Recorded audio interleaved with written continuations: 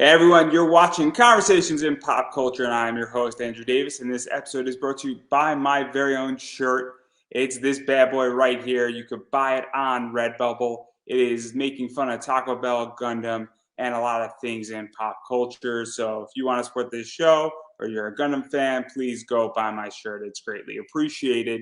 And without further ado, I have with me cosplayer Alex's Crafting. So welcome to the show. Thank you for having me. I'm so excited to be here. Yeah, I am excited too because I was hoping to do more cosplayers this year. And unfortunately, I got tracked into doing a bunch of people in the comic realm. And I love my comic people and everything, but I do enjoy talking about cosplay. And you have a very interesting cosplay style.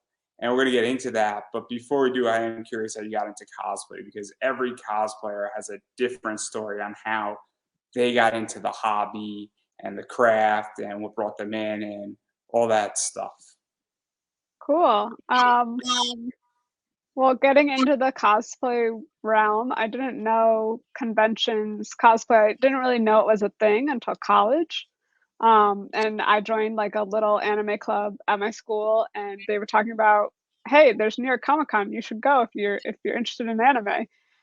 Not like realizing how humongous the introduction of New York Comic Con would be. I was like, well, don't people dress up for those things? They're like, yeah, make your costume. So I like pulled together some random t-shirts, some duct tape. I was like painting a shield and a sword. And I went to Comic Con. I think it was like 2012, 2013. I'm not exactly sure of the first year, but I went. I was dressed as Link, Legend of Zelda, had a blast. Didn't really know what I was getting myself into. But that was like the first introduction into cosplay. I went with one of my brothers and we had such a cool time. And I've gone back every year to Comic Con and to many other conventions too.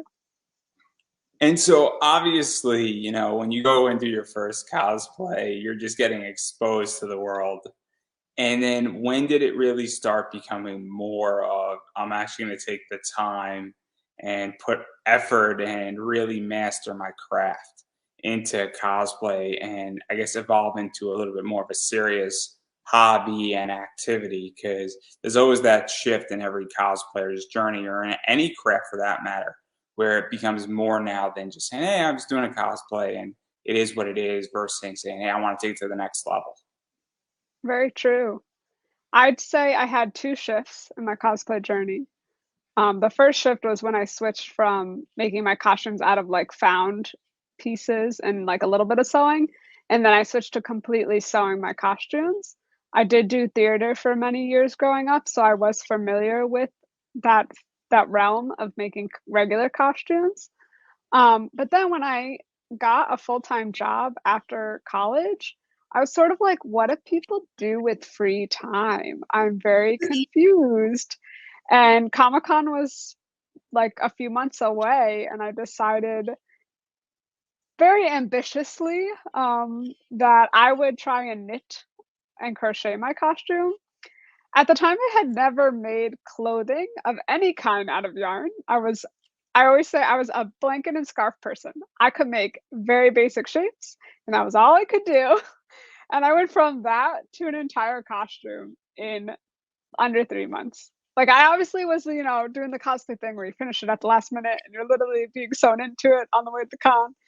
Um, but it was crazy and it was hellish, but I was like, this was amazing. And like everyone recognized me and everyone was so excited and they were like, she's made out of yarn. Like she's not only a cool costume, but she's made out of yarn. So a few months went by and I was like, I gotta do this again. And now it's like 14, 15 costumes later and I'm still doing it. I'm like, Oh boy, we're really gonna we're gonna excited. get into it. I promise. I promise. We're gonna Yeah. get into it. But I do want to talk a little bit about inside baseball because clearly you had a massive shift where you were doing, and I'm gonna use the word traditional in air quotes because a lot of people sew it, a lot of people use EVA foam, people use Warbler. I think that they used to at the very least. And that's sort of what I call traditional materials. And I think yarn is slightly untraditional. But I am curious where you get your ideas from and what is the inspiration when you go out and build a cosplay and come up with it and design it, and also even your creation process. Is it sketched? Is it referenced? Is it a little bit of both? Or is it just saying, hey, I want to do said character and I'm just going to wing it and see what happens? I think it depends on the character, but I would say for everyone I cosplay, I have to have some sort of connection that makes me want to make it. If I'm going to spend hundreds of hours working on a costume, because yarn, I know costumes in general take a very long time if you want to put in the attention and detail you want. But knitting the very fabric of your outfit takes a really long time. So if I'm going to invest that, I really have to feel a connection to the costume. Like I said earlier, my very first cosplay, both in general and out of yarn, actually, I redid the costume, was Link from Legend of Zelda. And it's because it's the first video game I ever beat without the help of my brothers. So, oh my goodness, you have it ready to go. um, but that was I was like, you know, this is such an important like time to me. This character means so much because I beat this video game without the assistance of my siblings who have helped me beat every video game up to that point of my life. So I always have to find a connection to whatever the character is that I'm cosplaying, whether it's a movie I love, an anime I've watched over and over again, video games I rarely beat. Um, and then from there, I start, like doing research. I might replay part of the game. I'll look up photographs. I'll print out references. I'll sketch the different pieces, and then I'll start trying to be like, okay, well, what would I what would I make this out of? What yarn colors, things like that. More often than not, I just start knitting, which is a bad idea because you don't know what measurements or anything like that. But for the most part, I've had good luck. Over time, I've gotten better at, doing the math. I'll like knit a small square and be like, what's the math to multiply this to be a whole shirt or something like that. The first costume I made, the pants did not fit me. I like sewed the excess fabric on the side. So it looks like I have pockets. They are not pockets. They are excess knitted fabric to make it fit me properly. I was like, we're not redoing this. We're only continuing forward. Um, So so to even go further into that, because one of the things, and I speak to a lot of cosplayers, or I used to, and they don't want to show up anymore. Guys, the door's open. Is all I'm gonna say. If you want to be your cosplay and you want to be on my show, all you have to do is ask. It's not. It's not. I'm very friendly. I promise. I don't bite, except on Tuesday. But anyway, as that's a joke. It's a joke before I get attacked here. But one of the things that I ask every single cosplayer is that cosplay can be very expensive. It could be pricey. It could be tricky to find materials. And I've also interviewed a lot of people internationally in Australia and the UK. And in COVID, they had a different problem where a bunch of them did not have supplies for 2, 3, 4 months. And some of them realized the problem was occurring and stocked up on things, and others did not. And so I am very curious, how did you, I guess, source your yarn, for lack of a better word here, and even manage the cost? Because I don't know how expensive yarn is. I don't know much about yarn. I'm the first person to admit that I don't know something when I don't know it.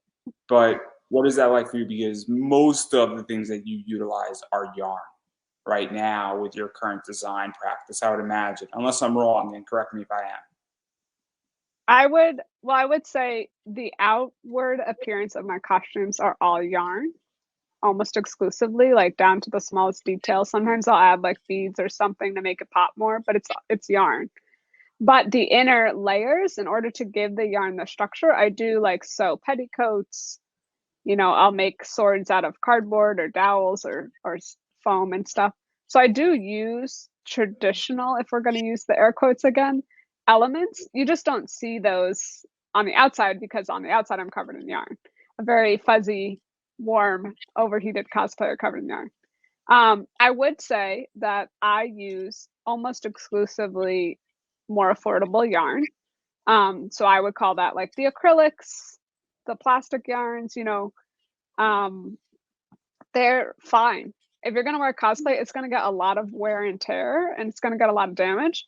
So yarn could be upwards of $100 for a single ball if you really want to spend that much. It could be a ridiculous amount of money. And it's beautiful and it's gorgeous, but I would never make a cosplay out of that because it's going to get destroyed. And then my heart will be torn to pieces and I'll be like, how dare I sacrifice, that beautiful yarn. This is so interesting Mm. because obviously I come from a very different world in comics, and a 9.8 is going to be different than a 1.0 if you're looking at a graded book.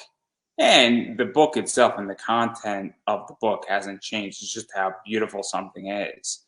And I guess that applies to everything where there's different qualities of, I guess, fabrics and yarns. And I just never thought of Yep. that. I think this is fascinating. Maybe this is the Yeah. business I should be in, selling expensive yarns to people. Yeah, I would say most of my yarn is like under $10 a ball.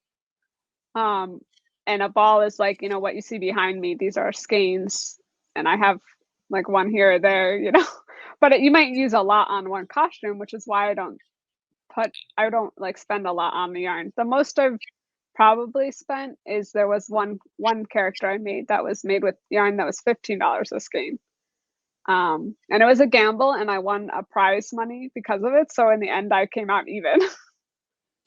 So to even talk about that, because, and I'm curious about this, because I would also imagine that certain colors, and maybe I'm completely speaking out of position here, but I would imagine that certain colors might also be more expensive and other things of that nature. And then also you go into, you could have, and I don't know if there's neon colored yarns for lack of a better word here. So it's because I guess I'm viewing it where, with fabrics, you can dye certain fabrics and you could do certain things with certain cosplays, but I don't know if you can do that with yarn, or is it that if the color doesn't match, you have to figure out a way around that? Because I would imagine it can be tricky in certain Yeah, I ways. would say it's the material that's more expensive. So, like I said, I make a lot of my stuff out of acrylics. When you talk about natural fibers, if you're going to make it out of silk, out of um, mohair, out of wool, out of alpaca, those are going to be pricier more often than plastic. Plastic is cheap and easy to produce. I would agree with you. It's hard to find the appropriate color. I've made it work over the years. I recently found a costume I really wanted to make, and I could not make it work. I was like, I don't know what to do. So I went on my first adventure of dyeing the yarn after I knitted the entire garment and then I dyed it, which is terrifying because if I dyed it wrong, I had to reknit the whole thing, right? Like I couldn't dye the yarn and then knit it. It needed to be that ombre effect that you see in a lot of costumes. And I was like, so here I am using a quote unquote traditional sewing technique where you would dye fabric, and I did it with yarn, and it worked. It came out beautifully. Because it's very interesting because, again, I don't know anything about yarn, and I know a little bit about cosplay, and this is why this is such an interesting discussion, because it is so out of, I guess, traditional, and it's innovation in a lot of ways as well, where it's showing that you could do something with a whole brand new material, or not a brand new material, but a brand new material I feel in cosplay, because there's not a lot of yarn cosplayers. I went and I was hashtagging. I think it was like 1,200 posts is the hashtag for yarn cosplayers. So I'm like, oh wow, there's a lot of small, like it's a small group here. But I just think it's so interesting, and even just balancing cost and all that stuff is fascinating because, again, I didn't even know how much yarn costs until you told me. But I do want to dive into this stuff because obviously, while some people might not know yarn cosplay, they do know a lot of the characters you have cosplayed as. And since we started talking about Link, let's talk about Link because that's your Link right there. That's the shield. This is another shot of it. And so, what was this like really building out Link and doing it? And obviously, I'm presuming the sword was sort of cardboard or built like a traditional sword and then knit it around to make it look like it's fully knitted? And what's the whole story behind that? And even just building that out because it is very cool. It's iconic and everybody gets it. That's the other thing too, is that it's also an easy cosplay that somebody could spot Link halfway across the con hall. Yes, people are like, oh, that's Link, so cool. I would say that one that was my first costume. The only thing that's different from the first time I wore it and the time I wear it now is the wig. I've gotten a lot better at wig making, but all the other elements you see there is what I made the first time I made clothing out of yarn. Um, so it was like a lot of basic shapes. I would say like a lot of rectangles that I like seamed together, made it work. The last two things I did was the sword and shield. So I had the learning experience of the whole rest of the clothing to go off of. I've since learned to start with the harder pieces because if you can't make a harder piece, you definitely shouldn't be continuing to try and make the costume. Um, yeah, that was bad. I had like a week left to Comic-Con, and here I was trying to take a stab at making a sword and a shield. They are made out of cardboard, batting, like what people put inside of quilts, um, and duct tape, like basic things like that. The sword probably has like a wooden dowel in it, if I can recall. I didn't want to get stopped from like bringing it into the conventions, but normally people don't stop me. They're like, "Oh, she's yarn. She's harmless." I get a pat on the head, and then they let me go. And I'm like, I could really wallop you with some of my props. So cool. Because that's kind of cool that because also I would imagine that it's also not as obvious because someone's like, what is this made out of? And it's also weird, I would imagine, for someone to be like, hey, can I see your sword? And you like pull it out, it's all yarned up. Because it'd be a little weird if I worked at a con. I wouldn't want to be the guy to stop somebody who made a yarn sword and then turn out the entire thing is yarn. Like, because it'll just be super weird. And like, there'll be people just looking at if I saw it, I'd be like the one chuckling in the background, and like, but like, it's also the idea that it doesn't look what it is in a lot of ways, and that's what's so interesting. And I was very curious actually. So I went through your Instagram and I saw, and I went all the way to the start of your Instagram, and then I went upwards, and Aw. that's when I researched. It was a journey. It was a journey, to say the least. But I'm glad I did it because I like to be thorough. And I was like, yeah, what is this sword made out of? Is it completely knitted? Is it something else? Because it is super cool to do props in yarn in a certain way. Because I know prop makers, and there's a million ways how to do a prop. Yeah, I would say that I build a prop out of like cheap materials, cardboard, EVA foam, whatever I need to like get the structure and so that it doesn't also collapse part way. So like the very first sword I made, obviously I hit someone with it, like a brother or someone, and it bent because it's cardboard. So now I've learned, to put a rod in or something so it doesn't bend. And then I knit the blade. I like the way knitting lies. I like the elegance and drape of knitting, so I knit my sword blades and I crochet the hilts, and they're two different yarn techniques. And I like crochet for the shaping ability, and I like knit for like the smoothness. So I feel like it blends very well into a sword. And I would agree with you. When I'm at a con, I want someone to be like, "Oh, look, they're in a cool costume," and then they get close and they're like, "Wait a second, that's not fabric. What is that? That's yarn." That is what I'm going for with my level of detail and attention to all the elements. I want you to be like, "Wow, look at that person," and then be like, "Wait a second, something's up here."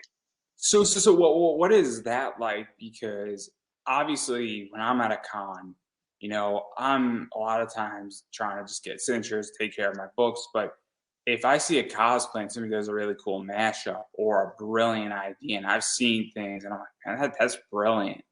Like, and I'm just like, wow, that's kind of out of the box, and in many ways. And I stop. I'm like, oh wow, that's super cool. And what is that like for you? Because somebody says, "Oh, that's Link. I love The Legend of Zelda," and then they come up like, "Oh, wait, that's not fabric. What does that mean for you? And how do you even feel about it?" Because it's like you kind of broke somebody's expectations a little bit. But they're like, "Oh man, tell me more," right? Yeah, I would agree. I think that for the most part, the thing that makes me the most excited is when I hear people, going, "Oh man, like look at that. That's a cool Link or that's a cool Zelda or whatever." And then they go, "Oh wait, is that made out of yarn?"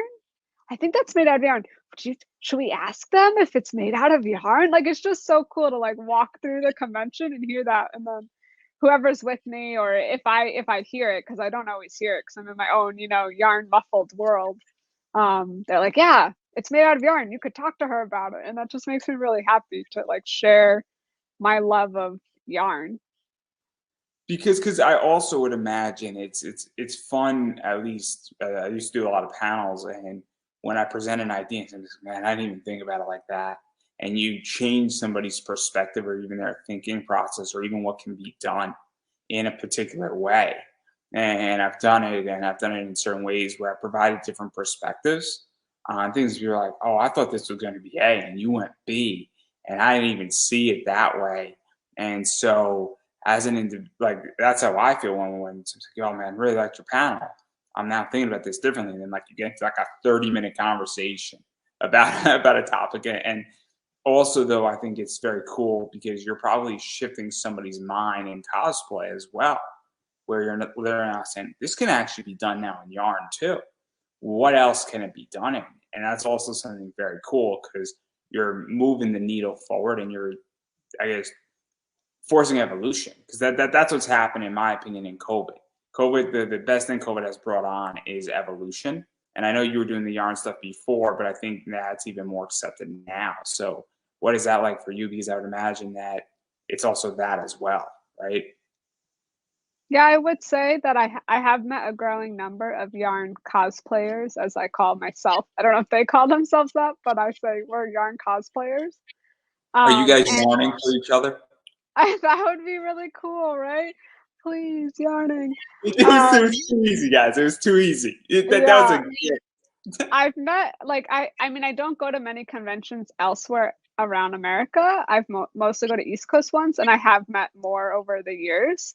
But I would say that something that I really want to show, and what I think I show by doing yarn for what I do, is show that like what you could make with a ball of yarn and some sticks, and that anything is really possible, wizard style. Like you could really make anything you put your mind to out of any medium. And I hope that like when people see what I make out of yarn, they don't limit themselves to the standard possibilities. And I've talked to like family and friends about that. I'm in a crochet guild now in New York City. And they're always like, oh, that's interesting, dear. Cause I'm like this wacky odd job, who doesn't make the blankets, who doesn't make the baby toys. But I think it's really helpful that I haven't been taught yarn work in a very structured way, because I'm willing to go out there and be like, well, why not do it this way? No one's told me you can't, so I'm gonna go make it however I want to make it. And I hope other people like take that as well with them when they challenge themselves in whatever medium they want to do. I just am obviously obsessed with yarn. And then even sticking with the Legend of Zelda, you did a Zelda as well. Yes. And this is the image that I used for the thumbnail, and then this is the full one. And I'm gonna take a leap of faith and say that the top part is yarn, and the hair is yarn, and certain things that like her shoulders are yarn, but I guess the dress part is not yarn, It's right? it's all yarn. Oh, it's all yarn because that It's thing does not look like it's yarn. it's all yarn. The entire costume is made out of yarn. But I think it's a fair guess, at least in my Yeah. realm. 'Cause the dress thing does not look the same as the top part, and that's why I'm like, wait a second, this seems It's almost like different a high. techniques. Yeah, it's It's different so techniques. interesting. So the top half, like the armor pieces, are around EVA foam, and the bodice and the armor pieces are crocheted, which to me is more distinctive. And the skirt and the tabard pieces and the gloves are knitted. So, like I said earlier, I think that knitting, for what I want to do, gives you that like natural looking fabric, so that only when you're close do you realize that it's knitted out of yarn. Whereas crochet, I feel like is more distinctive, and I want those elements in parts of my cosplay, but I want to blend them so that I do get that question. is this actually yarn? Because it is. I would say people think that the wig is not yarn. They think it's my hair, which is hilarious. I'm like, no, my hair does not look this way. They're like, how'd you attach the tiara to your head? I'm like, it's yarn. It's all yarn, guys. It's not my hair. Because it is very cool to do it that way, and obviously you could tell that the link from once you get close enough that, and even from the photos, that it's yarn and that it's done that, and that's why I had the whole thing with this other one I showed again. Like her skirt does not look the same as if it was knitted. It looks clean. I mean, certain parts look like they were knitted, and it looks almost like a hybrid, and that's why it's so fascinating, this entire cosplay, because I could tell that the hair, if you look close enough, you could sort of get the sense that it's yarn and Yeah. that it was knitted or crocheted, or again, I don't know the techniques, so hopefully the yarn company's not going to come after me. But you can guess. But like even, excuse me, even her like gloves, you look differently and all that stuff. So it's very very interesting because I thought it was a hybrid. I'm like, man, that's sort of cool too. And now I'm like Yeah. disappointed. So thanks. Yeah, the actually all the color changes, all that embroidery, it's actually done in the knit. Like I made it out of charts and I just like knitted the two different colors or the five different colors for the tabard. Some random person, like my sister knows, taught me. It's her friend, but I didn't know this person. She sat me down for an hour and was like, "This is how you do this technique." And I came back and I was like, "I made this costume." She was like, "That's it's not typically what that technique is used for." I was like, "But it worked, didn't it?" And it's really cool because I didn't like make the skirt and then embroider the details on. It's literally like weaved into the fabric, those symbols. Yeah, this is fascinating. See, I don't have the patience for this. I do not have the patience for any of this. I wouldn't last I, 5 minutes. Like, I would say people say that, and I respond to them. I watch a lot of TV. I knit. I cannot. I'm knitting right now. Like I'm literally, I'm literally knitting below the screen. I cannot like sit still anymore. I actually have a problem. I get anxious without yarn in my hands. I'll go to like Broadway plays and I'll be knitting. I'll be like walking down the street and I'll be knitting. I knit and crochet constantly, constantly, except like obviously while I'm working my real job and stuff like you that mean and you're sleeping. working your real job? You would never do anything at your real job, Of course ever. not, except now with Zoom, I can knit below the Zoom screen. Shh. Don't tell them that. Yeah, yeah, I don't tell what would I do when I'm working at my job. Nobody knows what I do. I may or may not be working, but they can't yeah, prove it. So as far as I'm concerned, I'm working. As far as of I'm course. concerned, just because I played an extra 8 hours of Overwatch on Wednesday, logged in on company's time, they didn't know, and well, I got my job done. So you Yeah. know, I got paid to play Overwatch, guys. But no, no, no, no, no, no. They can't prove it. So as far as they know, I'm just saying. Yeah, I would say very briefly, knitting is just for people who are watching, in case they're curious, right? Knitting is where you knit with two sticks and you move the fabric from one stick to the other stick and back again. Whereas crochet is with one hook and you're pushing the hook in and out of the fabric to make the piece that way. I personally learned knitting first, so I prefer it, but I now actually crochet a lot more often than I knit because crochet gives me a lot more versatility with the toys and things I make. That is fascinating, and I don't know how to do either one of those things. And I think I needed a row of a scarf once. A row. That's it. One row. It's cool. It was interesting. It was a cool experience. But again, that's as far as my knitting goes, and what I can and can't do. But I thought it was fascinating. And somebody wants to knit me a scarf. I mean, I'll be.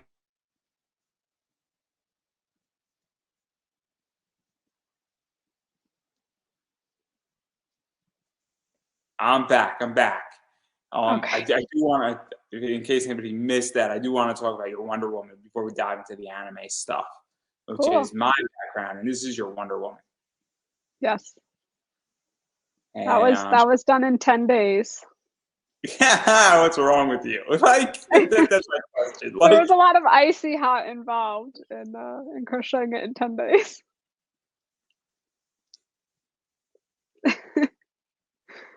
Cosplayers, okay, man, right? Cosplayers. yeah, yeah. I don't have this problem. If I know that I'm building a panel and I am going to a con, I start working on that thing like 3 months in advance, and it's done in a month. And then I had other things to do. I only had I was like I'm gonna just have to do it in 10 days or I guess I'm not gonna do it. I did it in 10 days. I see. I would never operate that way. Like I can't operate that way. Like I'm not good. Like it would destroy me. Like I'm just, it's just not my personality. I would be like, I got the next 7 cosplays ready for the next 7 months, and I'll get them all like done just like that summer, and then I would start wearing them. But I think cosplayers have a different mentality for sure. But I would say, and hopefully this lasts, during the pandemic, I've been better at, not setting like being like the deadline is this convention, and then if or this event or this photograph, and then I like, can move it because it's not like I was competing or the convention isn't happening. So I have been better at finishing things a little earlier. We'll see if it lasts, but hopefully. yeah, no, I don't get cosplayers. Like I am such a prepare ahead of time guy. And it's just my nature. Except today in my interview after you, I literally wrote that thing like an hour ago.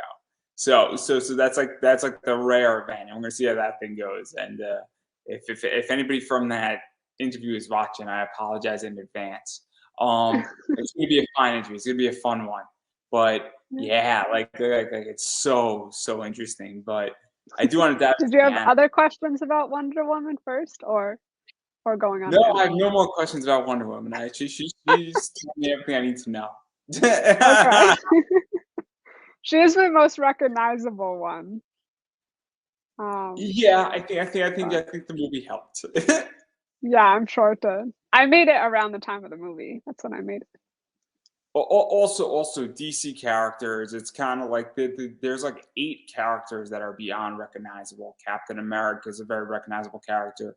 Black Widow is recognizable. Iron Man, Hulk, Batman, Superman, Wonder Woman are really recognizable. Um, I think almost everybody in America probably knows those 8 Yeah. characters. Unfortunately, most superheroes have spandex bodysuits, and I really don't want to wear a yarn bodysuit. I imagine it will be very warm. Yeah, I don't even know how you would even do that. That just seems so weird. Yeah, I'm now curious even how you would do that because I would imagine it would be difficult to move in too. it would definitely be difficult to move in, and it would be very warm, But extremely it'd warm. be very comfortable though. They're not always comfortable. They Oh, don't you think can. I about mean, yarn can physics. be easily scratchy, right? I mostly use yarns that are not scratchy. I am allergic to wool, and some of my costumes are made from wool, so I spend most of the convention trying not to sneeze. But like you said, in order to get the color you want, gotta do what you gotta do. I found a new job and a whole new market for you in this interview. Figure out how to make woolless yarn and make it affordable and cheap, and you'll become very rich very quickly. Yeah, Or conversely, solve your allergy. There are only 2 choices to this problem. that's exactly, yeah. Solving the allergy, I think, is more reasonable because there's the fibers are different. They come out differently, so they drape a certain way, they look a certain way. Hey, I'm just We're trying to build you a business here. That's all we're doing. Thank you. It's a good suggestion. That's all we're doing here. That's what we really do on this show. This show is all about building people businesses and ideas. Like it's under the pretense of an interview show, but clearly that's what we're doing here. Clearly. And I'll happily take my 10%. Sounds good. For my contribution, I will do no work. I will do nothing of the sort. I will not help you finance it. I will not help you run it. I'll just take my 10% and I will sit quietly in the background watching my equity position become worth hundreds and hundreds of millions of dollars. That's what we're doing here. This is the whole point of the show. To grow But I businesses. digress here. I digress. But again, my 10%, no worries, it'll all be good. So I want to do this in reverse order of what I wrote it in, because I want to do the cosplay that I think you're most known for, or the section or the anime you're most known for last. And I do want to talk about Miyazaki, though, because I'm a huge Miyazaki fan. And you have two of those. Mononoke is going to be back in theaters in the beginning of April. So if anybody would like to go see it, there you go. And we're talking about this one. This one I just finished. I finished it for Comic-Con 2021. And I'm also, I would say I'm also a humongous Ghibli fan. Like I have so many cosplays planned that I'm kind of overwhelmed.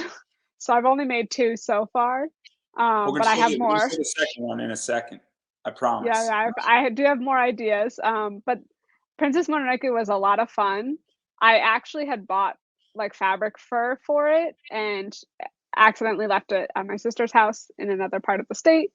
So at the last minute, I was like, I'm not going to finish the costume I have planned for Comic Con. I could pull together Mononoke. So I knit the hood and the cloak, and then I used like a dog brush and I like ripped into the hood and the cloak to give it that like furry, fuzzy look. And like I said, it's all made out of yarn. So the dagger, the jewelry, the earrings, the boots. I can't see through the mask, but that's okay. Someone else could guide me So is the around. mask also knitted or It's crocheted? crocheted. Yeah, it's crocheted. And then the whole hood lifts up and like can rest on top of my head. That's Um, cool. and it's pretty comfortable. There's no like support in the shoes because they're just moccasins, but it's probably my most comfortable costume in my opinion. And I don't get overheated. Like some of the other ones are comfortable, but I get overheated. So I'm actually very curious because there's a whole big debate in cosplay where there's comfort versus accuracy, and when you're at a con, obviously it's cool you have a whole knitted boot thing, but walking around New York Comic Con in knitted boots can be complicated and can get very weird. It could also be semi unsafe. I mean, I personally don't want to be just shy of barefoot in the New York Javits Center. And nothing against the New York Javits Center, but I'm not at the same time. There gets a point. So how do you figure out saying, hey, look, there's got to be a balance here where if I'm doing a photo shoot, it makes sense. But if I'm just going to wear more traditional boots that are not knitted, or at some point you might switch out. How do you figure out sort of that balance? Because it can get tricky in certain ways. Yeah, so Link, actually, the first costume, I knitted the boots. They're sewn to the pants. There's no support in that costume, and it's quite painful. Like at the end of a day at the Javits Center, I'm literally limping home because there's no support in those. There, it's in my opinion, it's worse than wearing high heels in the Javits Center for an entire day, which I have done in other costumes because there's no support in those shoes. So when I made Mononoke, I can at least take the boots on and off. So I did go to the convention in a pair of flats, and then I changed into the boots, and then I changed back out when I left. I'm working on other ones right now where I'm like knitting slip covers to go over the shoes, and then I'll like sew a sole to the knitted shoe so it doesn't get damaged, but I'll still have the structural support of a shoe. So that's one thing Link taught me is like you do need shoes. You cannot go for 6+ hours on the concrete floor of a convention center and expect to be able to go back the next day and walk around. Like you won't survive. And also, different cons are different. Liberty City Anime Con is in a hotel. If you're staying in the hotel, it's a little bit different because you can go back to your room. There's more flexibility as well in different cons provide. But Yes. it is tricky because there's a whole concept of that. One of the I think, cleverest things I saw. Somebody was Superman, and they actually created a drawstring backpack into Superman's cape. And it sounds so simple, it's not, but it was clever because he's like, well, this is like my backpack, and it's in the cape, and when there's nothing in it, you can't tell it's there. But now he has a backpack in his cape, and it's very, very clever. And it's one of those things where it's practicality, and also, I would imagine that also figuring out how to possibly even knit around a shoe and then have it that way, and it's not 100% pure knitted, but it works. And that's Yeah. sort of, I guess, compromises you might have to make at a certain point. And again, I'm not a cosplayer, so, but I was curious about that because I know exactly how much pain things can cause. Yes, and I think it's important to find the balance. Like I personally know I'm going to go to Comic-Con 3 or 4 days in a row, and so I can't sacrifice my ability to walk on the day one because I need to be walking on day 3 or 4. So I've definitely like learned over time, for sure. And I do bring certain costumes to certain conventions. I do live in New York City, so there is some leeway there. I can go back to my apartment if I have to. I'm not going to because we're cosplayers and we're crazy. But I do have that option in the back of my head. Yeah, it's the idea that I used to stay local, where I used to live in DC, and I don't live in DC. But when I was at Awesomecon, I wasn't going to go back to my house until the day was over, essentially. But what I did figure out is that, God forbid I needed to, it was an option, and that's something that I'm smart enough. And also, I plan my day very accordingly for a lot of reasons. Where certain days I would get to AwesomeCon. If I knew I had a 10 o'clock panel, I would not go to the con until 2 o'clock in the afternoon purposely. Because why kill myself an extra 4 hours doing something and hanging out and all that stuff? And a lot of planning goes into what I'm doing, but I digress right there. I do want to talk about your other one, which is Calcifer. And Yes.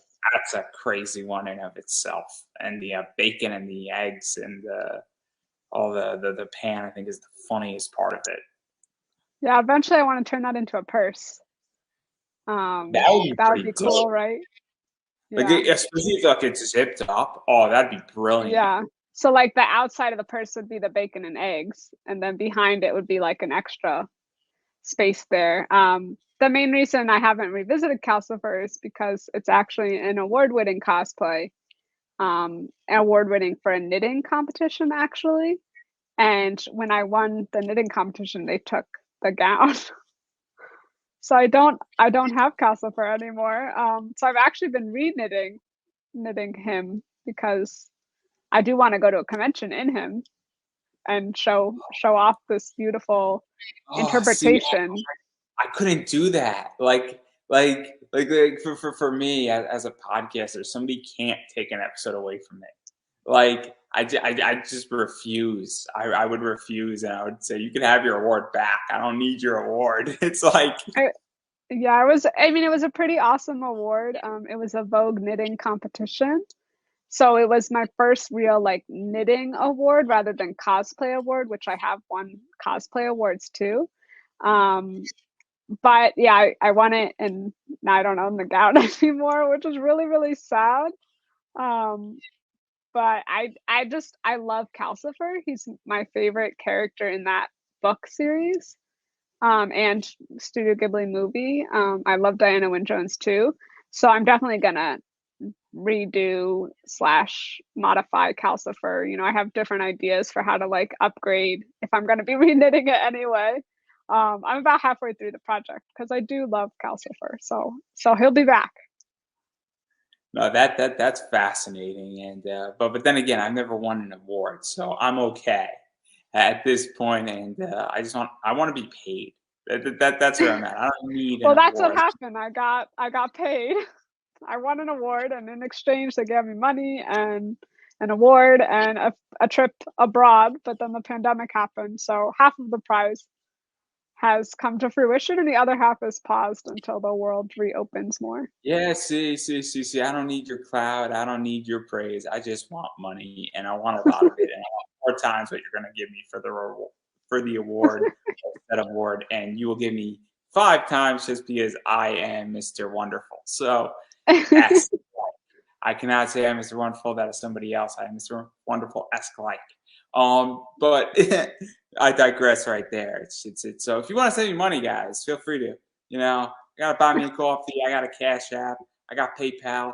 I'll just take your credit card instead, and I'll buy what I need, and I'll give it back to you, and it's all yours. If you want to split it with me, I'm down. But no, that is very, very cool. Actually, that you did win an award because that is something special. And obviously, I know people who win awards on things, and it does mean something. And it's nice to have that cloud. All jokes aside, I would imagine, because it also is just sort of a positive feedback loop. Yes, for sure. For sure. And Calcifer is like near and dear to my heart. So it was also one of the first time I took like Calcifer is a ball of fire. So you're really making up what you want to do. Whereas most of the time when I cosplay the character, I have very specific references and I'm like, this is what I'm making. Calcifer was like, all right, here's some fire. So what are we gonna do? Yeah, no, I enjoy Howl's Moving Castle, and I enjoy Billy Crystal as Calcifer. So I think Billy Crystal is perfect for Calcifer. It's brilliant. I actually just saw that movie like 3 months ago. It's There one we of my go. favorite Miyazaki movies. So I enjoy your Calcifer a lot. That's what it looks like. So, and I actually think the entire bacon and eggs in the pan is brilliant on it as well. I think that's what really makes it pop. Glad. I'm glad. And then I do want to jump into Fairy Tale because I love Fairy Tale, but I am in the middle of Fairy Tale because I am putting it on pause to watch Dragon Ball instead. And yes, I know. Dragon Ball just got on Crunchyroll, everybody. So come at me. I haven't seen it in legitimately 20 years. And But it is both there's time commitments. what? They're both really big time commitments. I'm 100 episodes into Fairy Tale, Oh, so okay. I'm legitly in the middle of Fairy Tale. Like I'm not saying I'm at like episode 4. I am in the middle of Fairy Tale. I'm on season 4 or 5. I forget which it is. This is before they get trapped like in like the cave, and then 10 years pass by, or like 5 years pass by. Yes. And Fairy But Tale's you've met the character I've cosplayed from Fairy Tale then. People are like, I've yes, never seen yes. you. I was like, did you get to episode 50? Because I don't appear until like episode 50 something. Yes, yes, there's 6 of them, and I like Wendy somewhat, and I think Wendy is fascinating. But I love Kuchil. Kuchil's like the best character ever. I And did when want to they- cosplay Good Jill at one point. I never got there, but I was sourcing materials at one point. his Pop Funko is a very, very funny Pop Funko, and he's really great in the other world. I just like how he's like a reporter in the other world, and I'm rooting Fairy Tale for people, but it's just his character in the Oh other world gosh, spoilers. is so perfect, and it's so funny. It's just like I cannot help but laugh whenever his other version of him comes about. I just can't help but laugh. It's hilarious, but because it's such the opposite of who he is as a character, and that's what's brilliant about it. I digress. The show clearly goes off the rail.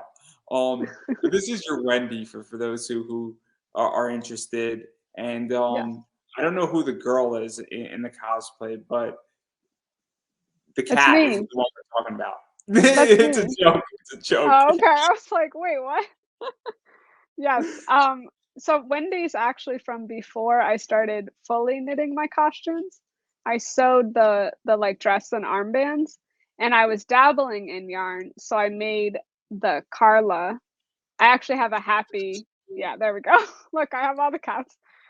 So before I started fully knitting my costumes, I dabbled. So I would recommend anyone who is thinking of trying yarn cosplaying, why not dabble first and replace a couple elements. So the first thing I did was I like would carry the sidekick character. And I still do that sometimes, like with Wendy, she has Carla. If someone was to be Natsu, I could give them a happy. So I really enjoyed that element. And then eventually I was going to too many summer cons, and yarn is not forgiving. That's in the summer. So I had replaced Wendy's wig and still worn her dress because I was at a convention in DC and I was like, I am boiling. I cannot wear yarn every day. So I had worn like the normal dress So, out of so, fabric. so to even talk about that, because obviously you're not fully committed to yarn. Where if you go to a con, and I used to live in DC, and DC is warm at least 8 months out of the year. October, it's like 50 degrees outside in DC, which is nice. It's nice. Halloween's nice in DC. Yeah. But like you go to Otakon or you go to Awesomecon, those are warm conventions. And while you're inside, it is still hot out. And so, what is that like though? That you can do a hybrid, you could do it more traditional, and you could go back and forth, or you could just combine stuff. And then also, you said something very interesting as well, where the way you sort of dabbled into it is that you created Carla, Happy, and Panther Lily. And that's another way I think how somebody can say, look, I'm interested in yarn cosplay, but let me go create what I'm familiar with and then build the sidekick character in yarn to test if I'm even up to the par, because it can get, if you're not, I guess, and I'm trying to figure out the right words how to say this, where if your skills aren't there yet, it could be a very daunting challenge to build out a whole yarn cosplay, but it could Yeah. be a hell of a lot easier to build out Carla, Happy, or Panther Lily, because there's less problems if something goes wrong. If that makes any sense. I would agree. That's why when people ask me like, "Oh, how do I get started?" I'm like, choose one thing, whether that's your wig, whether that's your sidekick, whether that's like your chainmail. People often are like, "How'd you make that chainmail?" I'm like, "I knitted it." So that's another option. I would say like choose one thing to tackle. I would say the photo you showed of me as Wendy, that is Otakon. It was my first Otakon, and at the time I didn't have a lot of other cosplays to choose from. I do like wearing a different cosplay every day. I've since made more cosplays. I have a lot of yarn cosplays now. So now I could choose something no matter the weather or the day. I will still suffer because yarn, for the most part, is quite warm. They do have cotton and bamboo, but it doesn't always give you the color that you want or the drape you want. So I often just suffer. I've learned to change before going outside, those sort of things. I went to a convention in Texas, Anime Frontier, this year. It was December. I was boiling. I wasn't even in a lot of clothing, but I was still boiling in yarn in Texas. So I've like learned to try and like balance, what I'm comfortable with wearing and also like what I'm willing to spend them time and money making the materials out of.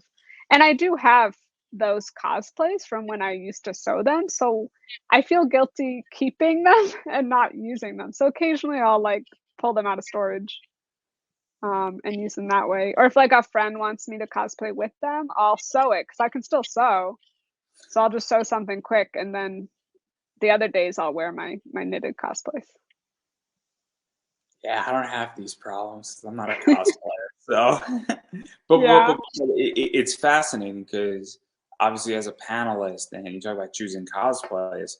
At this stage, I have about 18 different panels, and I'm gonna eventually come back into it, and I got about 14 ideas that are written out that legitimately just have to be built out. And I'm working on one called Pokemon and Government, and that thing is going to be a blast. And it's not political, it's the structures of government in the Pokemon world and how that works and the similarities between about 15 different governments around the world. It's quite fascinating and it's actually super interesting now. I don't know any government who would allow a 13-year-old to run around with an electric Pokemon that could shock them. But hey, I guess Professor Oak knows best because he tells you not to ride your bike inside. They I think don't it know sounds what like you're a doing. great panel. I say propose it and I'll go. They're trusting you to stop an international crime organization that the police are doing nothing about. And Professor Oak knows nothing about that. But you try to ride your bike inside, and they're going to nab you. And they're going to stop you and prevent you from doing it. That's the paddle for you, everybody. But anyhow, going going outside the joke right for there for a few seconds. One of the things that is fascinating is when do you pick and choose? Because that's so interesting. Because with me, I know certain cons are more receptive to certain ideas. So if I know the theme of a con is, Mecha, I'm gonna have the women at Gundam. If I know the theme of a con is post-apocalyptical, I have a panel talking about Attack on Titan and a few other post-apocalyptical animes. If I know the theme is sports or it's I can't think of or like Super Shonen or Super Sentai, I have panels that gear towards that. Or if I know there's a bunch of Pokemon voice actors, well, I bring up my Pokemon stuff out. So what is that like for you figuring out, hey, I'm gonna bring these 4 cosplays or these 5 cosplays or these 3 cosplays? Because I would imagine certain cons are more friendly to certain things, the reception is going to be better, and also certain characters just strike more of a nerve at certain cons. Yeah, I would agree with that. I mean, I do mostly cosplay from anime. It's something that I really enjoy growing up watching as a kid, still watch now. So I do go to a lot of anime conventions, so I have a lot of anime cosplays to choose from. I often make anime cosplays. But then I go to, Comic-Con. I'm going to Awesomecon this year.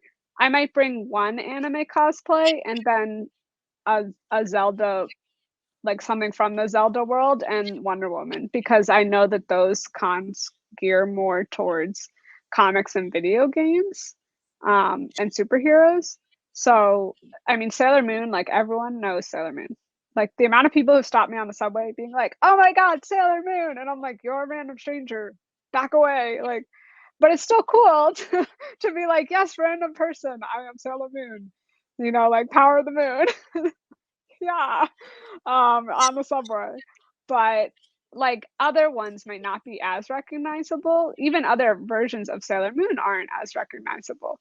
So I definitely pick and choose based on the con I'm going to. And then I also choose based on like what I'm going to be doing at that convention. So if I'm going to be competing, then, I have to be planning to wear that competition cosplay for the Saturday of the competition. So I might bring something more comfortable on the Friday to just like hang out in. Mononoke is now going to be my go-to comfortable cosplay. And then I also take in mind the weather, whether it's rain is like a nightmare. Wet yarn is disgusting. If it's hot, yarn gets hot. If it's cold, you'd think it'd be warm, but the wind blows right through it. So there's just a lot of factors there to pick and choose from.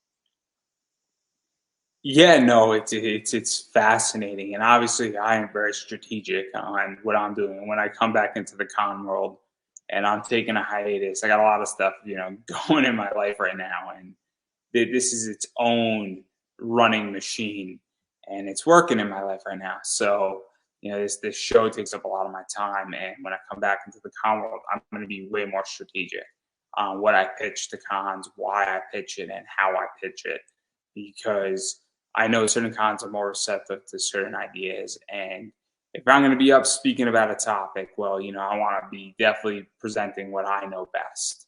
And Yeah. that's how I feel. And also, I know certain cons and certain panels are better on a Friday. Like I run a panel called Comic Book Investing 101. I insist to a con saying, look, I'm not doing this on a Saturday or a Sunday because it makes no sense for me to do it any other day but Friday at 4, 5, or 6 o'clock. And that's the other thing too, is that I actually tell cons when the ideal time is for certain things. And I say, look, I'm not going to do it if you don't give me my time slot. I'm giving you a 4 hour window, but it's a Friday only con panel type thing for a reason because it works a certain way. So, but then again, I'll talk about Gundam on a Sunday at 2 o'clock. I don't really care about that because that doesn't have merit. So, but I digress. That's a whole different discussion for a whole different day on how to structure things. But I do want to end talking about Sailor Moon because that's the one that you're known for. And there's a bunch of them. There's this one, there's this one, there's this one, which is the back to that one. There's this one, which is Neo Serenity. There's this one, which I don't even know what Sailor that is. There's It's this one, which is yep. casual Sailor Moon. Hmm. There's this, which is not Sailor Moon. It's just not This is definitely not Sailor Moon, but it's Artemis, Luna, and I forget their kid's name, which means I'm a Diana. Marvel. What? Diana. Yes. Again, I am a very bad Sailor Moon fan right now. And then there's this, which is right next to you. So Yes. I don't know where we start. Well, the first one that you showed was my very first Sailor Moon cosplay. And it's the second costume I made out of yarn after a link. I was like, let me start with something iconic that means a lot to a lot of people, including myself. So I made that Sailor Moon. Um, and she came together really well. I was very impressed. And then I've just continued to make more and more versions of Sailor Moon. I've won prizes with almost all of the versions of Sailor Moon that I have done. My favorite would probably be Neo Queen Serenity because she just feels very beautiful and ethereal, and magical. And there's petticoats and stuff underneath that like make it swish around as you're walking. I would say she's also one of my more comfortable cosplays, which you wouldn't think, but she really is. So I do love that one as well. Because one of the things about Sailor Moon is that Goku, Dragon Ball Z, Goku, Piccolo, Vegeta, those are all extremely recognizable. Gohan, extremely recognizable cosplays. A Yu-Gi-Oh from Yu-Gi-Moto from Yu-Gi-Oh is very recognizable. Yeah. Um, I think Sailor Moon is recognizable. Harley Quinn's recognizable. Batman, Superman, Wonder Woman, Iron Man, Captain America, all that stuff is recognizable. And whenever somebody sees Sailor Moon in any version, they know it's her. I mean, I don't know if you're a wrestling fan, but Sasha Banks was one of Yes. the first entrances, comes out in Sailor Moon gear, the hair buns and all, and like the red bulbs and the thing. It's up on my Twitter for a reason. It's the first thing. It's pinned to the top. It's gonna be out there for like a good 6 months. And I thought it was brilliant. People were going ballistic crazy on the internet, and because again, it's recognizable. Yeah. So what is that like? Because this is the first thing I noticed on your Instagram as I'm going through, and I'm like, boom, that's the one that stands out. And I would imagine at a con, somebody's passing by like, oh, it's Sailor Moon. And they don't maybe notice the yarn side of it at first, but they know and it instantly connects. And so what is that like? And so does Black Lady, and so does Neo Queen Serenity.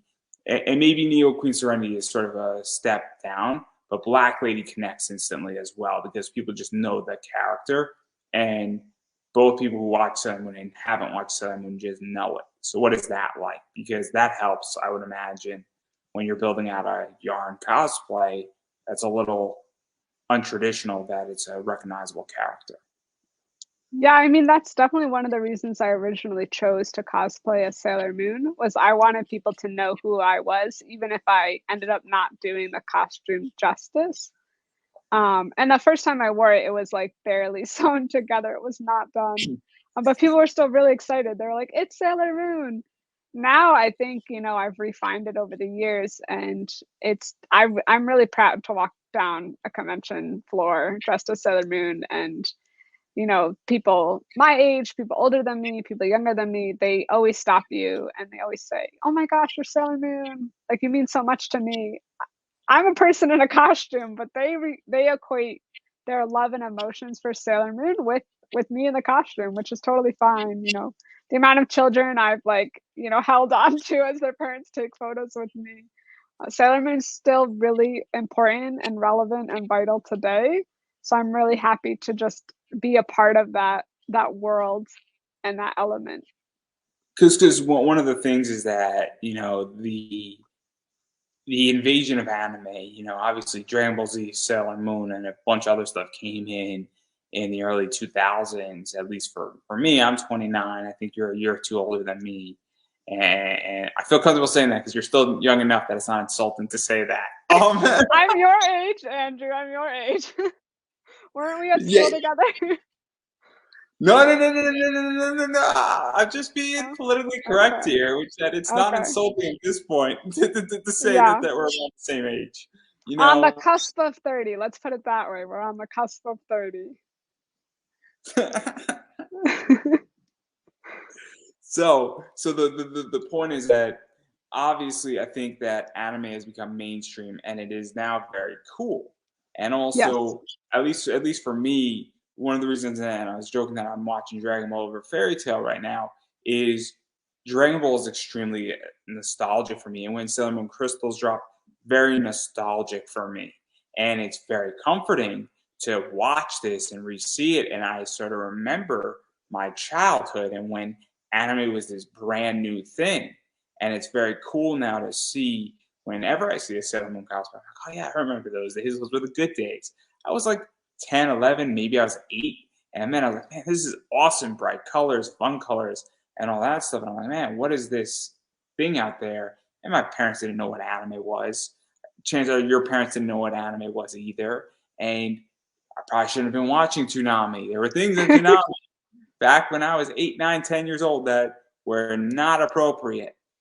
I'm looking at Yeah. you, Outlaw Star. Outlaw Star was not an appropriate show for a 9-year-old. Yeah. I think it did wonders for me, but it was not appropriate by far.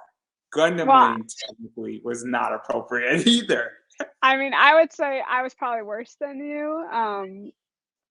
Growing up, anime was not the cool thing, you know. It was, which it is now. People love anime, and it's huge in the world. But growing up, it was not the cool thing. Oh, it was My brothers horrible. and I, it was bad. Like if they found out you were into anime at school, you were not treated well. But luckily, I had my brothers. I'm actually a triplet, so I have two brothers, and we grew up. And on Saturday mornings, we'd watch WB cartoons, and on Saturday evenings, we'd watch Toonami. And then I learned very quickly how to record on the VCR. And on Sunday morning, we'd watch Adult Swim cartoons. So we were worse than you because we definitely were too young to be watching what was on Adult Swim. But we would just spend our weekends watching anime. We'd go to the libraries and read whatever manga they had available, you know, all the Tokyo Pop books. And it was just such a big, people are like, what was your first anime? I'm like, I don't know. I just consumed it all. And it was such a big part of like being hanging out with my brothers and like being a part of growing up that we just watched everything. Yeah, it's so weird because for me, I never grew out of it. Other people got I into haven't it, either, clearly. and so I never got like beat up. I got maybe made fun of a little bit throughout it, but I was like, hey, I'm reading this stuff and it's cool and I'm enjoying it. And then high school, I was wearing anime t-shirts and I'm like, I don't give a fuck what anybody thinks of me. Like, I'm not a Yeah. popular kid. I don't have to answer to you. All these kids are wearing Aeropostale and American Eagle. I'm like, I want to wear a Full Metal Alchemist t-shirt. And I was wearing like the thing where he carved into owls thing. And people are like, what the fuck are you wearing, man? And I'm like, I don't know. It looks cool. Like, and it's Full Metal Alchemist. And so I just didn't care. And that's why I think that the Sailor Moon thing is so cool. And then you add a twist to it too, where you make it different because now it's yarn. And that's the thing that's so cool is that you've taken something that everybody has such fond memories of, and then you've added a level to it where now it's made out of yarn. It's a Very different true. thing. It's done differently. It's got that twist. It's kind of like I'm trying to think of a mashup that somebody's done. And I can't think of a mashup off the top of my head, but I'm trying to think of somebody who's done a really cool mashup. But it's that That's idea of like bringing two worlds together, this right? right this right here, everybody. The mashup, okay? So I got it. This is my friend DJ Croft, and this is actually a metal card that I sell. And he does the male version if Laura Croft was a guy, and then he Oh, does a version of Jill Valentine if Jill Valentine from Resident Evil was a guy. And that's like, and it's a brilliant mashup, and that's what I think you've hit. I think that you've turned something that everybody knows what it is, and then you've flipped it a little bit upside its head and brought something new out of it, and that's why it's so cool. And all of this stuff is cool. Because the black lady kind of scares me, but that's not the point. I'm really bad at playing villains, so I'm glad she scares you because I smile too much. I get yelled at. Like stop smiling. Black Lady's one of my only villain characters, but she's just so cool and badass. And I'm also allergic to her costume, so I'm Let me definitely gonna try and let me redo show you. parts of it. Want to hear a cool fact about Black Lady? So Sure. we all know Black Lady is Chibiusa. Hmm. And in America, Sandy Fox plays Chibiusa and she plays Yes. Black Lady. Much like Colleen O'Shaughnessy plays Nell and then plays the very sexy version of Nell in Bleach when Nell has pretty much no clothes on and the Yeah. Arcana version thing. And Colleen plays both versions. Super fascinating. I did not know that, and I only found that out when I interviewed Sandy Fox. And I had to Ah. release that. And I was like, wait a second, you play both? I did not know that. And fascinating, but very, very cool in that regard. Well, But yeah, Sandy Fox actually met me in my Black Lady costume at Anime Next one time. So it's pretty cool to have that experience of being the cosplayer and them being like, "Wow, I haven't seen this type of version before." So and then I have to release Sandy Fox's husband, Lex Lang, who is even more interesting. Lex Lang has been in almost every single superhero movie ever. wow, Because Lex Lang does ADR work, and so all of what winds up happening, and this is just some really cool stuff, is that let's say Liam shoot, I can't think of who played Kingpin in Into the Spider Verse. He has to be on SNL one night, but they need to re-record voices, and there's some screaming. They'll call up somebody like Lex Lang because Liam doesn't want to blow out his voice. And what winds up happening is that that's the idea that they bring in a lot of voice actors who then re-record lines and can match voices because that actor doesn't want to blow out their voice or they have another engagement to go or they have a podcast that they need to be on that's like a big corporate podcast type thing. So super fascinating, but I digress. Very very cool cool. world, anime and all that stuff and big business, and it's business a lot of people don't even think about all the little tiny intricate details. So Yeah. fascinating. But again, that's not what this show's about. This show's all about people businesses. So that's what we do here under the guise of interviewing. But yeah, so this is your Sailor Moon. I was going to show them again because that's the improved version. That's behind it, which the lace bow I Yeah. think is You know, very, the very. wand lights up too. I did see that. I did Hmm. see that. We're gonna get to the wand. I promise. Black Lady, obviously the cats. This wand lights up and full battery. The hand is not included. It Not included. Yeah. could be yours. Hand free. Yeah, but, I but would say the Warlord version was like some people I met were like, let's do a group cosplay, and they found this artistic rendering. It's an artist on Instagram, maybe Tumblr. I don't quite remember, but I tagged them in the post, and it was really fun. But I sewed the costume, so I did it with the help of a friend, Pitchfork Cosplay, and we sewed it in 6 days. So there's a lot more leeway when you sew sometimes than why does knitting the that name? kimono would have taken a long time. Why does that name sound familiar? Which one? Couture. Pitchfork cosplay. That name sounds so familiar, and I don't know Yeah. why. That's not good. And I don't know why, but I digress. Yeah. It's gonna hit me like at 4 in the morning. I'm like, I know exactly who that is. It's gonna be that. Oh, because that name just sounds so familiar. Like I've seen that name before. You know what I mean? Well, I tag her in things because she helps me learn to improve my techniques. I I think recently dyed fabric with her, so dyed my knitting. it's weird because the cosplay community is not as big as people think it is. It's really small. Especially once you get to, because I've interviewed big name cosplayers like Danielle D. Nicole's been on, Sapphire Nova's been on, from Superheroes Unlimited, and a few other big people have been on, and it's not a big world, and it's a very interesting world, and I know a lot of things that I don't want to know that I'm going to be very quiet about, and I'm more than happy to talk off air. But yeah, Wow, fascinating. yeah, yeah. It's a complicated world, for lack of a better word, cosplay. Yeah, I mean, I actually dabble on both sides. I cosplay and I love cosplaying, but I also help volunteer to run conventions. So I staff cosplays and I staff cosplay competitions and stuff. So it's interesting to see both sides as well, in the convention world. There's a word I like to use called there's a lot of drama and there's a lot of egos involved in cosplay with certain people, and not to put anybody on blast, but there is that going on, and it's not just cosplay though. It's in comics. It's in a lot of things. You It's in know, every realm, every walk, even knitting, even yarn. There's different drama in every world, and it's learning to flow with it. oh, I mean. Find your It's own very path, interesting. right?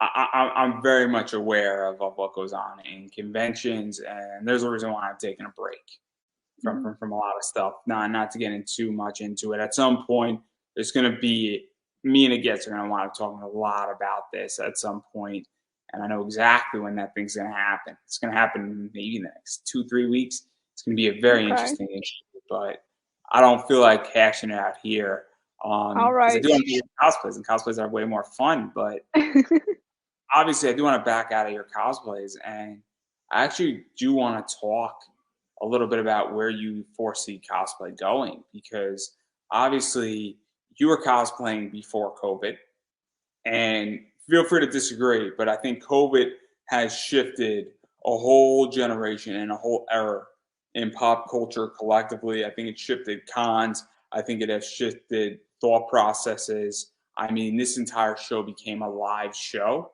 because of COVID in response to the fact that wrestlers and voice actors, cosplayers, and comic people were all getting fucked over, for lack of a better word here, and not able to share their projects and needing a way to sell their books.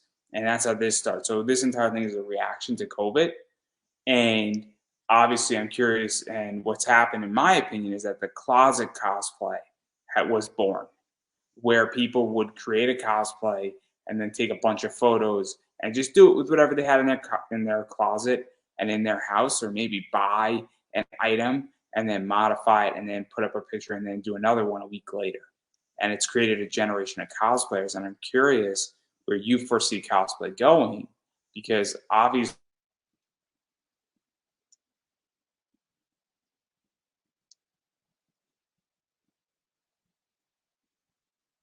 as I was saying, I'm seeing a whole generation not wanting necessarily to be at conventions, but on Instagram. So I'm curious where you see, because I'm not a cosplayer, so I don't know what it looks like firsthand.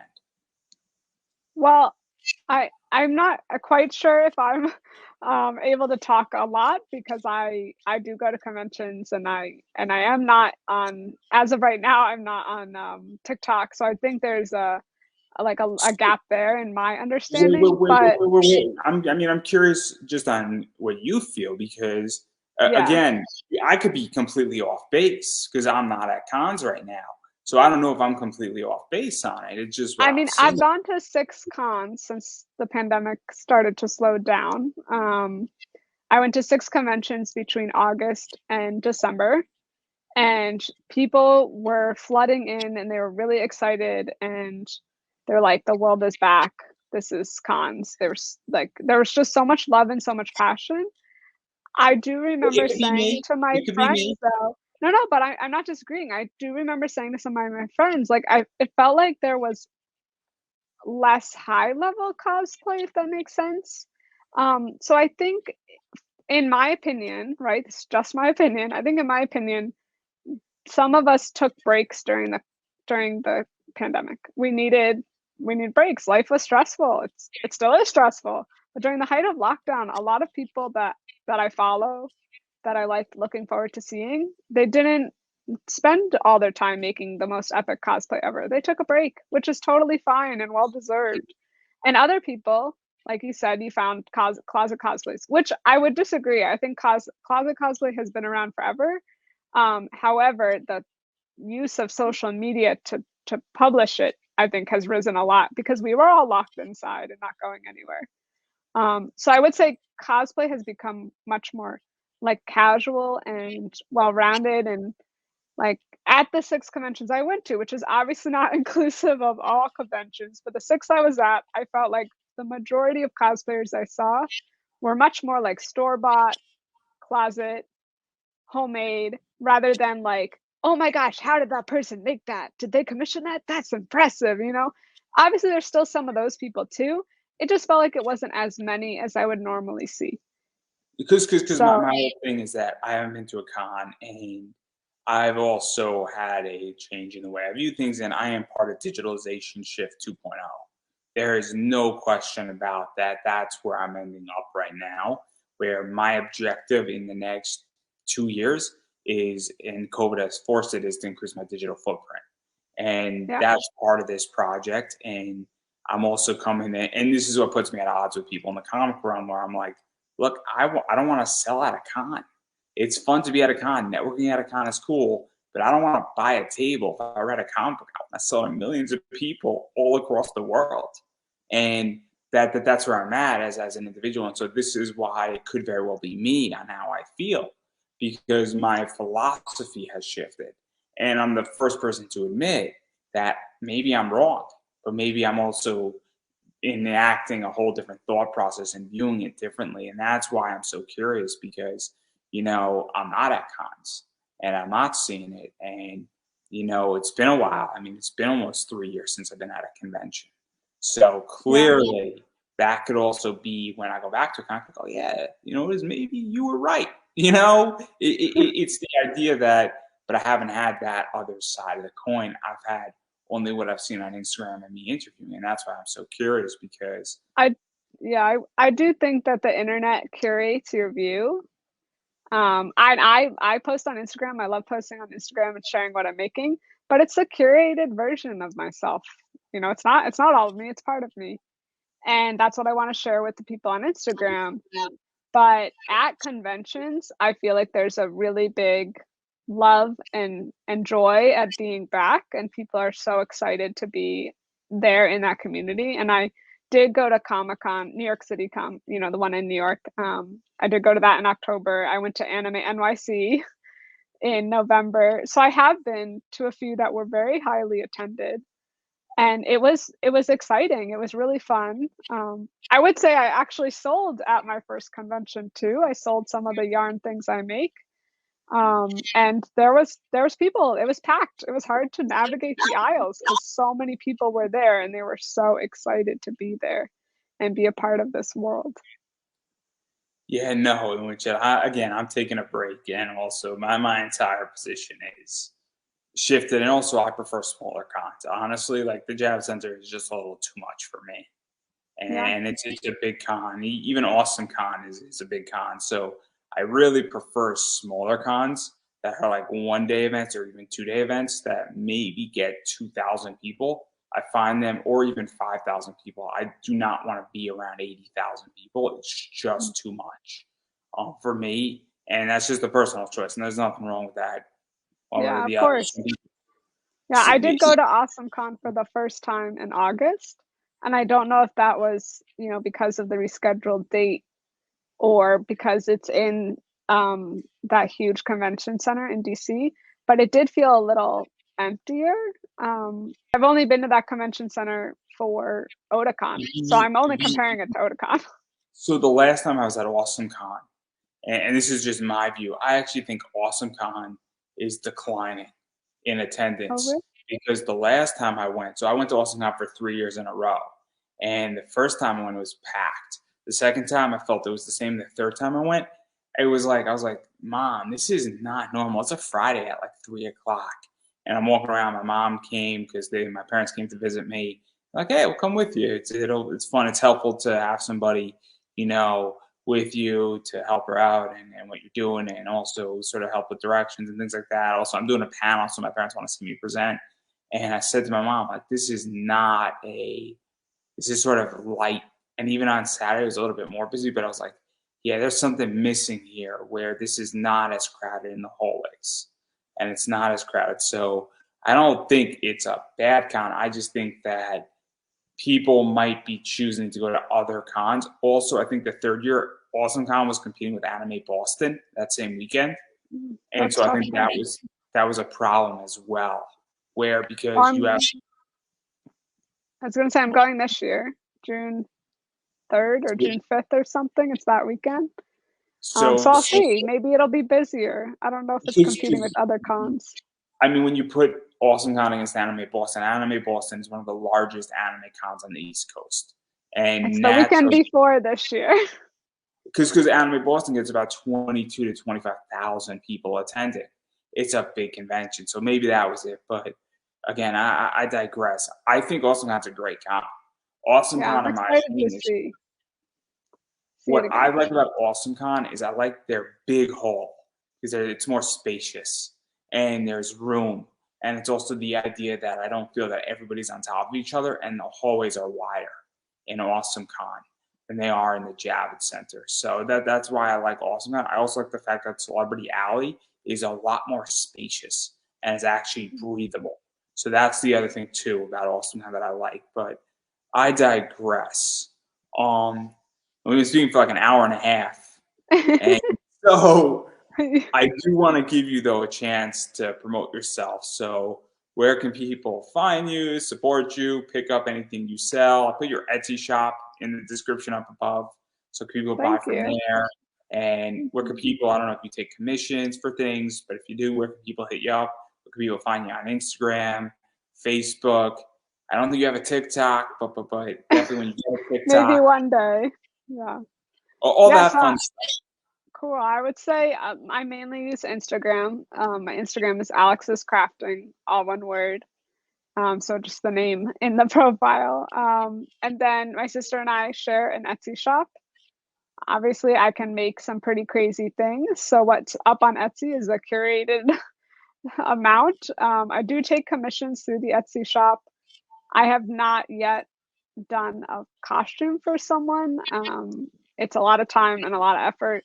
So I've never done that yet, but I do love making toys and wigs and different character pieces. That's a lot of fun. So I'd say my two main things are Etsy, which is this the store is More Warmth. And Andrew said he put it in the comments. And then Instagram is Alex's Description. No, no, Crafting. not comments. Oh, Description. description. It's an Description, guys. upgrade. Description. Ah. Yeah, so those are the two main things I would say if you're looking for me. And then I do hope to branch out into more YouTube and perhaps TikTok. I can learn to TikTok. Yeah, and then what I've been saying is you got to support indie content creators, whether they're producing a comic, cosplays, indie wrestlers, voice actors, and the way you do that is that if they have a PayPal account, a Cash App Me, an Etsy shop, a website.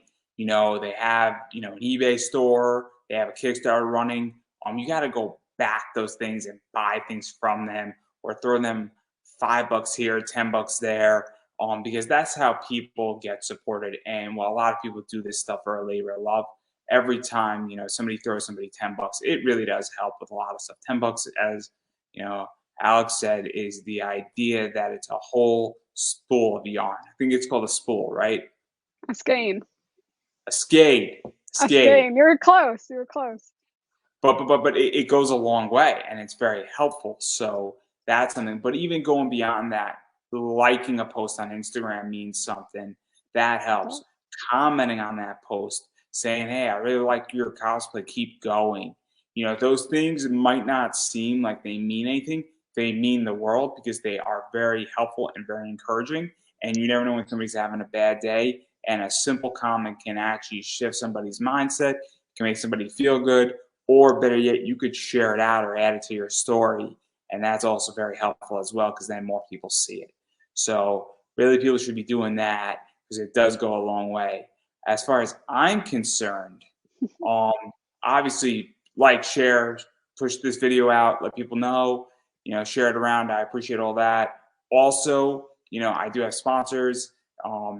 I have a printing company, Mixum. If you need comic books or anything printed, Mixum's a really cool company. You could go to Mixum, type my name, Andrew Davis, 5% off your entire order of whatever you pick up. So that's helpful right there. If you're into comic books, bags and boards, BCW supplies, Pop Anime Comics, use that code 10% off your entire order.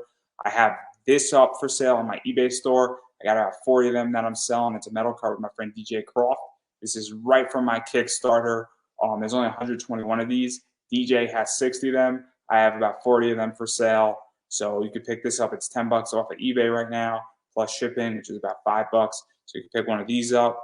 If you'd like to collab with me on my next Kickstarter, you're more than welcome to hit me up, and I could potentially, and maybe we could work something out. And the deal is really cool. It's nice and shiny and all sorts of fun stuff. So that's always helpful. I do have Buy Me a Coffee. So if you want to throw me some money or you want to advertise on this show or anything of that nature, I'm open to that as well. And pretty much anything you want from me, if it's for sale, you could DM me on Facebook, on Twitter at Pop Anime Comics. Pop Anime Comics' Facebook page. My Instagram is Pop Anime Comics. And if you want something for sale and I got it, I'll sell it to you. I also have an eBay store where I sell some expensive comic books. So that's up there too. Metal cards, just type that in and you can go through my eBay store and buy some comic books. And I got some really cool stuff. So that's me in a nutshell, real quick. And I'm going to give you the final word. Thank you so much for having me. It was a blast. I had so much fun. I'm gonna turn the lights on, like for this final word, right? Wouldn't that be fun? Yeah. Like, yes, magic of yarn and cosplay. Well, I don't think I could have said that any better with the lights still on. And so that's a wrap, everybody.